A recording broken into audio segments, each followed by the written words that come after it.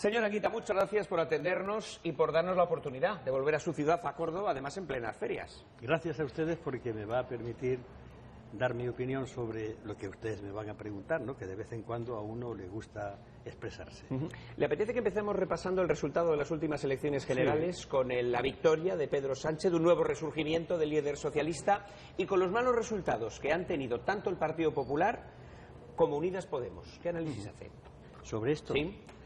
Bien, es notorio que ha habido unos malos resultados, pero a mí no me preocupan los resultados si no hubiese algún problema más grave aún. Y es que se está afrontando en esos resultados con posiciones muy poco políticas. Hay nervios, aparece un poco la sed de venganza, y yo creo, voy a hacer una propuesta, quizá un consejo. En momentos como este debe imperar la serenidad. ¿Qué haría yo? Pues en primer lugar convocaría a una reunión amplia donde estuviese el máximo de militancia y empezásemos a debatir sobre una cuestión muy importante. ¿Qué queremos? ¿En qué estamos de acuerdo? Y eso lo haríamos con un programa breve, muy conciso. La segunda cuestión a debatir sería ¿con quién y cómo? Y la tercera cuestión sería ¿cómo nos organizamos? ¿Cómo hacemos posible que estemos en todos y cada uno de los municipios españoles? Y una vez que esto está claro, entonces habríamos de responsabilidades. Si hay que seguir los actuales dirigentes o tienen que ser otros. Pero empezar por pedir dimisiones, por crear nuevos partidos, eso es, para mí, traicionar lo siguiente. Cuando pasen estas saturnales de las elecciones, con quién va a pactar, vamos a dejar de pactar, viajes al centro, viajes astrales, todos ellos, el problema va a seguir siendo el mismo. Primero, una juventud sin futuro. Segundo lugar, gente que ponen en la calle los desahucios. En tercer lugar, el recibo de la luz. En cuarto lugar, la precariedad. En quinto lugar, lo que está ocurriendo en el mundo a 40 o 50 años, que es el colapso civilizatorio. Los bancos siguen quedándose con el dinero de los españoles y no pagan lo que deben. Eso va a aparecer después de esto. Y para entonces tiene que haber una izquierda coherente, si no muy unida, pero por lo menos cohesionada. Por eso yo haría eso, en vez de estar ahora pidiendo dimisiones, anunciar que nos vamos. En estos momentos se impone la reflexión y sobre todo la serenidad. Así que mi propuesta la acabo de hacer en unos puntos muy claros y muy resumidos. Le voy a pedir su opinión con respecto a la autocrítica que han protagonizado tanto Pablo Iglesias como Alberto Garzón, de Izquierda Unida, referida precisamente a esos malos resultados. Vamos a empezar escuchando a ver con quién está usted más de acuerdo, si con Pablo Iglesias o con Alberto Garzón. Le pongo a los dos. Hemos tenido un resultado que es malo y no hay que poner paños calientes. Tenemos que asumirla todos. Y yo el primero. Creo que cuando vamos juntos nos va mejor. Creo que estas elecciones lo han demostrado. Y que por separado, pues por desgracia nos va peor. Eso implica que tendremos que asumir todos una autocrítica que vaya en la dirección de la madurez. Si algo aprendido en estos meses es que entrar otra vez en la pelea y tú lo has hecho peor y tú eres un traidor porque te fuiste y las cosas no se hacen así, esto no sirve para nada. Yo creo que la gente no se merece el espectáculo que hemos dado en los últimos meses. Le voy a pedir que la compare con estas palabras, con estas breves declaraciones de Alberto Garzón. A ver con quién está usted más de acuerdo. Nosotros no podemos empezar la casa por el tejado, no podemos decir cuál es la fórmula concreta de colaboración si no sabemos siquiera si el Partido Socialista está dispuesto a colaborar con nosotros o no. Mire usted me pregunta ¿a quién quieres más, a papá o a mamá? Y yo no quisiera entrar ahí porque acabo de hacer una propuesta. Es decir, yo convocaría a todas las organizaciones, le plantearía qué nos une, en segundo lugar con quién lo queremos hacer, qué programa y después cómo hacemos una organización a nivel territorial. Y entonces yo hablaría de si siguen siendo los mismos dirigentes o hay que renovarlos por otros. Por tanto, lo que dicen los compañeros, diríamos que son mis jefes, uno que es natural de Izquierda Unida y el otro por la coalición, me parece interesante, pero yo tengo mi criterio propio que acabo de exponer, ¿no? Creo que en estos momentos debe imperar la serenidad, porque dentro de poco la gente nos va a volver a necesitar. Y claro, nosotros no podemos trabajar como los demás. El ser de izquierdas, y cuando digo ser de izquierdas es intentar superar al sistema capitalista, que esto es una cosa muy seria, no nos puede guiar a hacer lo mismo que nosotros. Nosotros vamos a las urnas, tenemos que ir. porque si queremos algún día gobernar, tenemos que pasar por el sistema democrático. Pero lo importante es nosotros cómo vamos. Y no podemos ir como los demás. A últimas horas, una campaña electoral, 4 gritos, 4 insultos, muchas cámaras de televisión. Son 4 años de acercarse con la gente, trabajar con ellos, decirle a la gente también cosas importantes, aunque no le guste. Pero eso es trabajar con la gente. Y cuando vayamos a las elecciones, ya hemos hecho la campaña de 4 años. Ese es nuestro camino, guiado por una idea muy importante. No tenemos prisa. A eso le llamo yo la paciente impaciencia. Los problemas son muy gordos, pero ya sabe usted lo que dice un proverbio castellano, vísteme despacio que tengo prisa. Eso es aplicable en estos momentos más que nunca, porque como empecemos a pedir dimisiones sin antes estar de acuerdo en un proyecto y en nombre de ese proyecto decir, pues dimite, es decir, después, pero antes, es la locura. ¿Qué le parece que Pablo Iglesias quiera entrar en un gobierno de coalición con Pedro Sánchez? De momento los socialistas no están por la labor. Bueno, desde mi experiencia aquí en Andalucía ya pasó eso, pero se nos consultó a la base. Cuando Izquierda Unida pensó en entrar en el gobierno con el Partido Socialista, hubo un referéndum. Yo voté en contra, pero voté. Me pidieron mi opinión. Yo creo que en una cuestión como esta sería interesante escuchar qué opina la gente, porque es muy importante, porque saber con qué se cuenta, con qué apoyos, qué críticas hay, y sobre todo también preguntarle cuáles son los puntos más importantes, dónde están las líneas rojas que no se pueden traspasar. Y eso un dirigente se siente reforzado cuando ha consultado, en el caso de que le apoyen, porque si no le apoyan, bueno, se acabó el problema. ¿Qué le parece la unión de las 3 derechas? Se lo pregunto ya como andaluza. Hay un nuevo gobierno, se han acabado décadas de gobierno socialista y Vox, Ciudadanos y el Partido Popular han llegado a un acuerdo para gobernar su tierra. ¿Cree que es exportable a otras zonas del país? Mire, la derecha es como la Santísima Trinidad. Es una, pero tiene 3 manifestaciones distintas.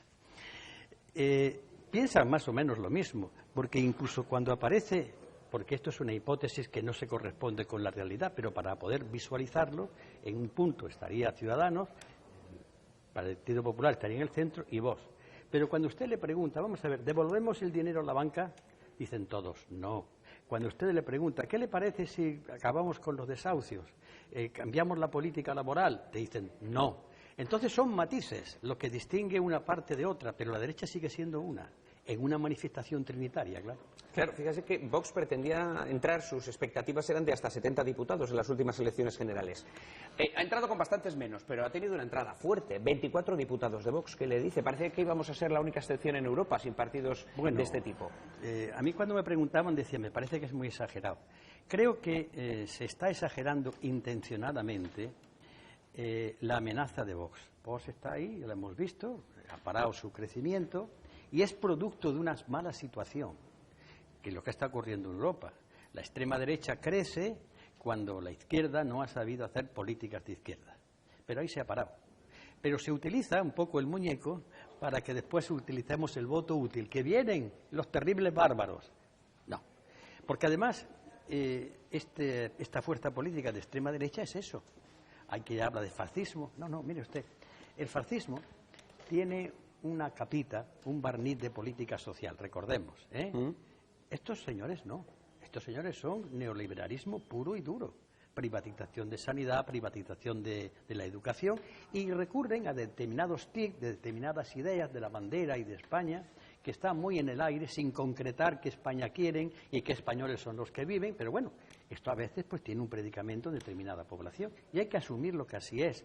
Pero yo no me he tomado nunca muy en serio la aparición de la extrema derecha que iba a irrumpir en España como entraron los visigodos, no, en absoluto. Yo creo que estas cosas hay que verlas con detenimiento. ¿Va a continuar creciendo la presencia de Vox en las instituciones? ¿Usted cree que son flor de un día?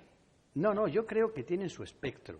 Estaban en el PP, estaban incluidos en el PP. Ha habido un momento que el PP, con su crisis, con sus vaivenes en el tema de Cataluña, que digo una cosa, que digo otra, pues ha permitido que aflore esto que venía ya del franquismo. E incluso antes que el franquismo.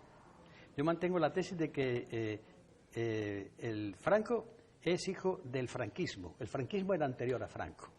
Viene toda una historia desde la contrarreforma, que Franco cogieron esas ideas, la unión del trono y del altar, la supresión del pensamiento, la no libertad, pensar que España es una sin que haya diferencias de ningún tipo de nacionalidad, y eso lo representó Franco y ha continuado después de la muerte del dictador. Y hay fuerzas políticas que lo han vuelto a sacar, pero para utilizarlo para recoger esta gente que hay ahí, ¿no? No tienen un discurso coherente, que no aguante la realidad de los hechos, pero claro, hay gente que está de acuerdo y les vota, y me parece muy bien. Es de verdad, la gente que lo ha votado. Y eso, desde luego, es así y hay que aceptarlo.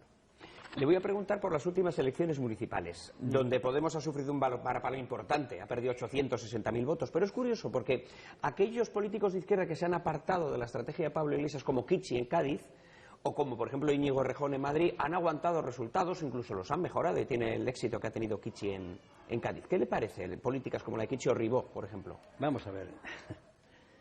Yo tengo mis propios criterios. En primer lugar, yo diría, ¿cuál es la política de Pablo Iglesias? En todo caso, será de Unidos Podemos. No me gusta que al máximo dirigente se le imputen todos los méritos y todos los fracasos. Eso es, en política, jugar sucio. Porque entonces los dirigentes que están al lado se inhiben de su responsabilidad. Es lo cómodo, buscar siempre al Cordero de Dios sobre el cual depositar los pecados.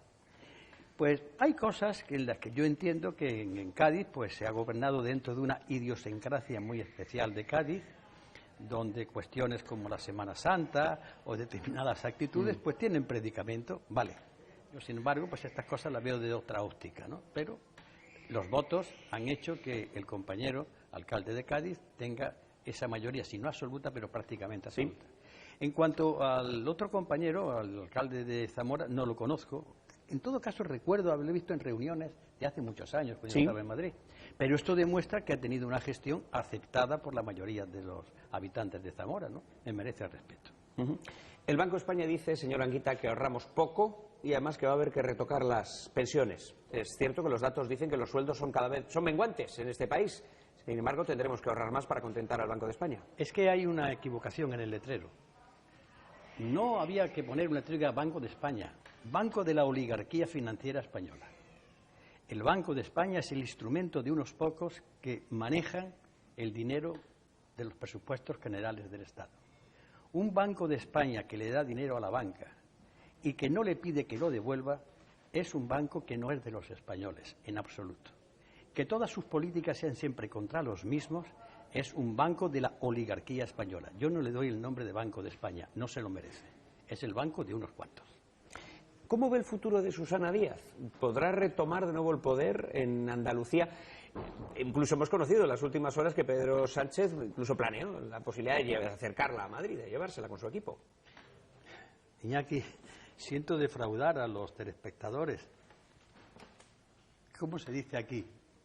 Me importa un rábano. Eso no es ningún problema. Que hagan, es una cosa interna del Partido Socialista y ya la averiguarán como sea. No tiene trascendencia para la gente de la calle, que es lo que a mí me importa. ¿Cree que Vox va a llevar adelante alguna de sus políticas? Porque, en fin, pide una serie de cosas para poder pactar y darle determinados gobiernos al Partido Popular, que cuando menos sería sorprendente que los populares aceptaran. No. En el Partido Popular hay un alma que está perfectamente identificado con Vox. Otra cosa es la posición ante el electorado, las cámaras de televisión, la opinión pública, pero hay cosas que lo tienen perfectamente asumidas. Estos señores han estado dentro del Partido Popular y no han salido todos, todavía hay gente que está ahí. Así que lo estamos viendo en las políticas que se están haciendo, por ejemplo, el tema de la memoria histórica, que había sido una conquista, simplemente una conquista de la verdad histórica. Pues se están castigando las cuestiones de género. Eso forma parte de un acervo cultural dentro del Partido Popular en el que no todos se han ido a Vox, siguen estando todavía ahí. Me da la sensación que no se acaba usted de querer mucho ese viraje hacia el centro de Pablo Casado con el Partido Popular. Mire usted, el viraje puede ser astral, es decir, es una especie de sueño, y en lo onírico yo no entro. En el momento que el Partido Popular me diga a mí qué políticas económicas se está desarrollando, ya me creeré el viaje. Mientras tanto, lo mantengo siempre en viaje, que puede ser onírico, que puede ser astral o debido a otras causas. Le quiero preguntar por cómo está ahora mismo el tablero de los pactos y de las coaliciones para el endiablado mapa político local, para el municipal. ¿Qué le parecen las exigencias de Ciudadanos al PSOE para apoyarle, por ejemplo, pues para que se queden con el gobierno de Aragón? Le piden que renieguen de las políticas de Pedro Sánchez. ¿A qué le suena? Eso a la jura de Santa Gadea, de Mío Cid a Alfonso VI. Es una especie de trágala que no va más allá del gesto. Eso está hecho para ustedes, para las cámaras de televisión y para una parte del electorado. Porque si Ciudadanos quisiera una política distinta, la plantearía en un memorándum con unos puntos concretos, y además sería política para todo el Estado, comunidades autónomas, ayuntamientos, diputaciones y administración central. Son ni más ni menos que cosas que le permiten a ustedes abrir los informativos con cosas de estas que en el fondo no representan nada en absoluto. Yo sí creo que si analizamos la política económica que se va a seguir haciendo y que la encarnación de ella está en la reforma de la Constitución española, que votaron al unísono el PP y el Partido Socialista Obrero Español, y de acuerdo también Ciudadanos, pues creo que los socios naturales y que van a tener el permiso de la Unión Europea, el permiso del IBEX 35, que manda mucho, no se presenta a las elecciones, pero manda mucho, y también el permiso de ciertos varones del Partido Socialista Obrero Español, ahí está Ciudadanos. Una coalición con otros, y conste que yo tengo mi opinión, pero estoy describiendo, con Unidos Podemos no tendría mayoría absoluta, pero además hay otro problema. Usted imagínese un Consejo de Ministros en donde hay no sé cuántos ministros de Unidos Podemos, y que incluso se ha consultado la militancia, y está dicho sí, adelante. Mañana, ante la realidad que viene de Europa, el Partido Socialista pacta con el Partido Popular cosas que han venido pactando décadas, que nadie se rompa se abra la investidura. Vienen pactando políticas económicas desde décadas. ¿Qué hacen los ministros de Unidas Podemos? Si votan que no, pues ya están rompiendo el gobierno. Si votan que sí, pierden autoridad ante los suyos. Es un problema endiablado. Yo creo que cuando esto se asiente, las cosas volverán a su lugar y se impondrá la economía que hay actualmente. Se impondrá la banca, se impondrán los intereses oligárquicos, se impondrá la visión de la Unión Europea, porque son así las cosas, ¿no? Salvo que haya un milagro extrañísimo y que Unidas Podemos renuncie a todo porque consideran un bien en sí mismo estar en el Consejo de Ministros. ¿Qué le parece que 4 diputados y un senador hayan sido suspendidos? Me refiero a los que están siendo procesados, los políticos catalanes que están siendo ahora mismo juzgados en el caso del proceso. Mire, convendría refrescarle al Partido Socialista Obrero Español la memoria. Y de paso me dirijo a los españoles para que escuchen algo de la historia de España. Es muy importante, de vez en cuando sacar la historia de España. En el año 1917 hubo una huelga general en toda España, que fue duramente reprimida. Dirigentes del Partido Socialista como Julián Besteiro, Anguiano, Saborit, Largo Caballero y otros fueron encarcelados y condenados a muerte. Se le condenó la pena de muerte por la de cadena perpetua. Bueno, fueron elegidos diputados y volvieron y se fueron al Congreso de los Diputados y salieron de la cárcel. Y fíjese bien, estos señores habían sido condenados. Los catalanes que están allí no han sido condenados todavía. Lo que se ha hecho con ellos es una auténtica indignidad, y una auténtica indignidad democrática. Porque entonces el voto del pueblo, los parlamentos surgieron para que el pueblo tuviese representantes y que tuviesen las garantías de que podían ejercer con toda libertad. Si ustedes creen que estos señores tienen que ser juzgados, está muy bien, pidan un suplicatorio. Y entonces el Congreso de los Diputados dirá que sí. Si dependiera de mí, nosotros creo que en Izquierda Unida siempre hemos votado a favor de los suplicatorios. Y entonces van con el permiso de la legalidad, no hablan de Estado de Derecho, pues que lo cumplan. Porque en estos momentos se está violando el Estado de Derecho. Entonces lo juzgan y lo condenan. Pero mientras tanto son diputados elegidos por el pueblo y tienen que estar ejerciendo sus funciones en la Cámara. Por tanto, le recuerdo al Partido Socialista Obrero Español su memoria. ¿Cómo se sale de una situación tan complicada como la que se vive en Cataluña? ¿Es usted partidario, por ejemplo, de un referéndum? Mire, hay dos palabras que muchas veces se confunden. Una que es el derecho de autodeterminación y otra el derecho de libre determinación. El derecho de libre determinación puede ser consensuado, pero esto es a través de un pacto, o sea, hacer una consulta. Pero para hacer una consulta de estas tiene que haber un acuerdo entre las dos partes. Es una cuestión de negociación. ¿Cuál es la pregunta? ¿Qué alcances tiene?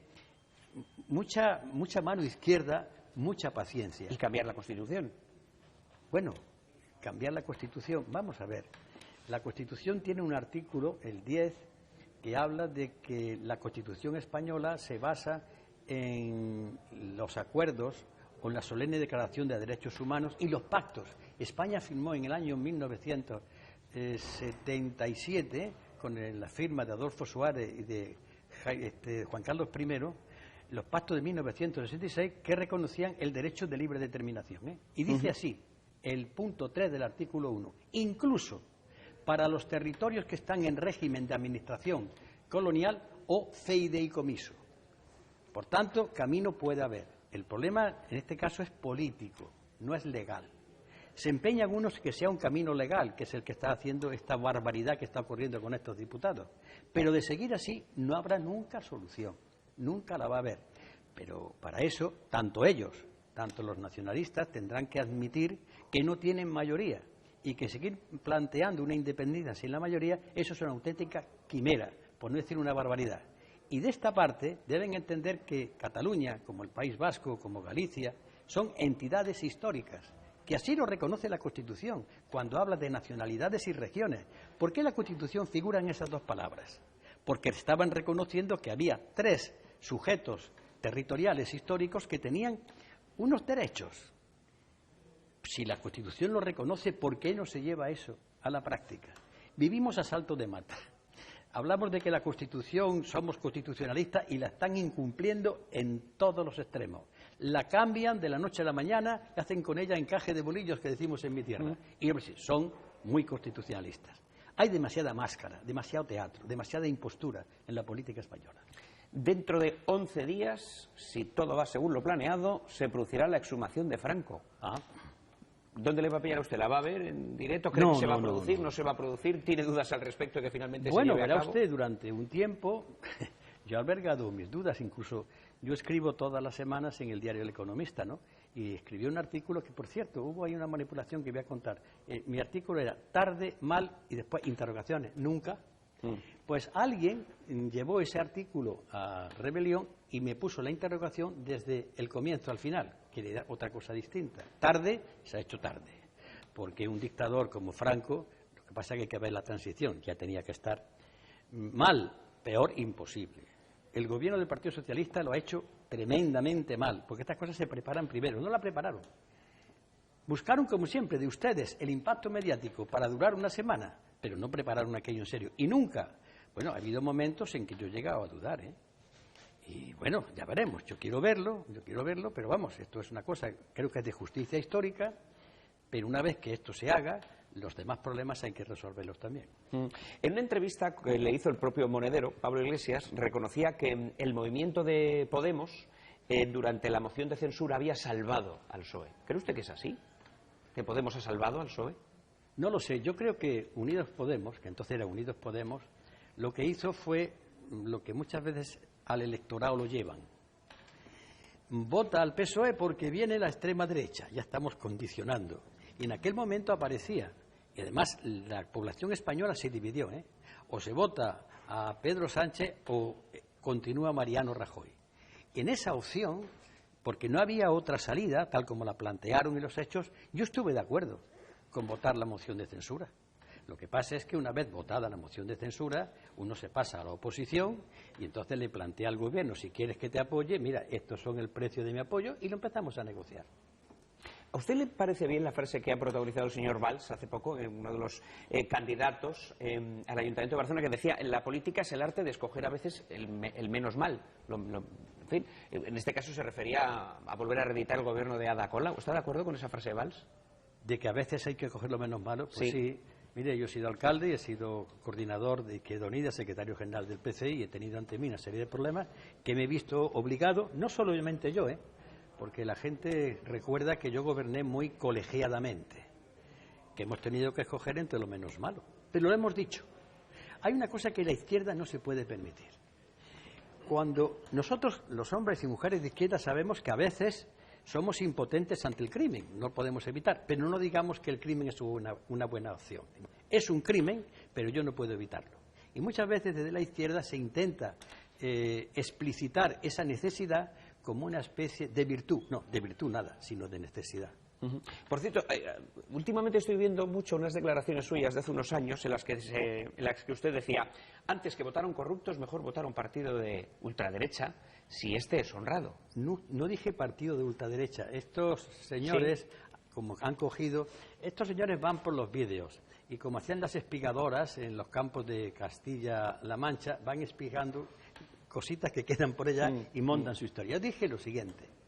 Recuerde que esto está dicho cuando el Partido Popular era la fuente de todas las corrupciones que ha habido en este país durante siglos.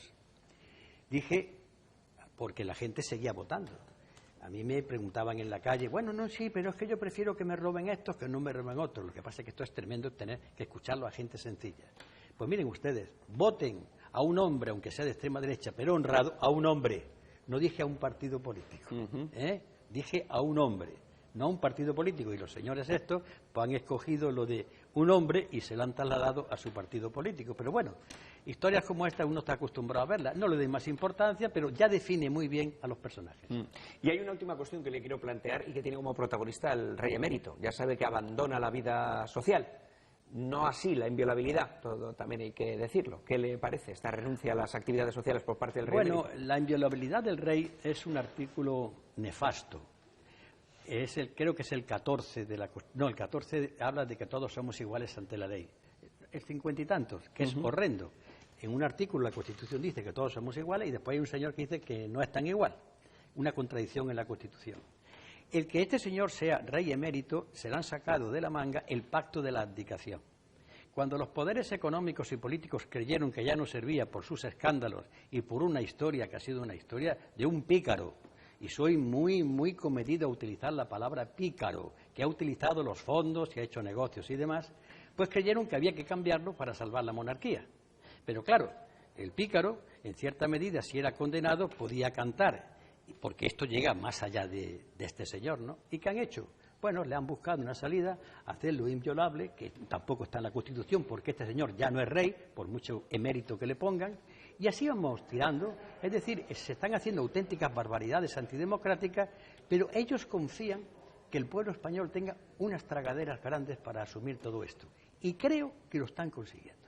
Y una última cuestión, señor Anguita, fíjese que hay políticos veteranos ahora mismo como Manuela Carmena, como el señor Maragall, candidato a la alcaldía de Barcelona, cercano ya a los 80 años. ¿No se plantea usted volver al ruedo político? Mire, lo tengo clarísimo porque yo he vivido en la política. La política, ¿sabe usted una cosa? Yo tenía mi vida diseñada. Yo soñaba con ser profesor universitario de historia, que es lo que me gusta. Me hice la especialidad, empecé a hacer el doctorado y de pronto salí alcalde de Córdoba y mi vida hizo así, giró. Todavía echo de menos el poder dar clases de historia. Hay quien me dice, bueno, pero es que tú has hecho historia. Bueno, eso ya es muy relativo. Pero volver no, en absoluto. Nunca segundas partes fueron buenas, porque además incluso mi forma de entender lo que era la alcaldía seguramente chocaría con las formas actuales. Por ejemplo, yo creo que los medios de comunicación hay que dirigirse a ellos, pero yo no dependo de ellos. Yo tengo mi propio contacto con la gente y los medios se les convoca, y sí, yo voy a hacer una entrevista, pero veo que hoy la política vive demasiado de los medios de comunicación. Y yo eso nunca lo seguí, y si tuviera que hacerlo seguramente chocaría con mis compañeros, que me dirían, no, es que resulta que hay que ir a un asilo para que en campaña los medios te tomen, o ve a la mina que te tindas de negro, o ve a ver a los niños, y eso desde luego no habría compañeros que lo consiguieran de mí. Y por tanto yo estoy bien ya como alcalde del pasado, no como alcalde de la actualidad. También los políticos ahora está muy de moda cargar contra los medios, algo que usted nunca ha hecho, por cierto. Yo he sido crítico, y lo sigo siendo, cargar contra los medios explicando una verdad. Los medios dependen del poder económico, eso es una obviedad. Lo que pasa es que esto se dice una vez con toda claridad y se es consecuente con ello. Cuando me hablan de la independencia de los medios, yo no me lo creo. Dentro de una dependencia, pues sí, los periodistas tienen unos campos acotados donde se pueden mover con mayor o menor libertad, pero después los dueños de los medios de comunicación, pues esos son los que dicen en línea editorial. Un ejemplo. He visto con sospechosa regularidad cómo cuando se habla de Venezuela se dice el régimen de Venezuela. Y esto se llama un poco subliminal. El régimen, la palabra régimen se ha utilizado siempre para hablar de las dictaduras. Rara es una dictadura que ha ganado elecciones con una presencia de observadores extranjeros y que permite a su oposición hacer las auténticas barbaridades como golpes de Estado. Vaya una dictadura de rara. ¿Por qué se dice en los medios el régimen de Venezuela? Porque alguien dice hay que orientar a la opinión pública hacia eso. Y eso no son ustedes, ni su jefe de programas, ni el director. Son líneas que se establecen y que tienen su última conexión con el Departamento de Estado de Estados Unidos. Señora Anguita, como siempre es un placer escucharle y conocer su opinión con respecto a la actualidad. Gracias por atendernos.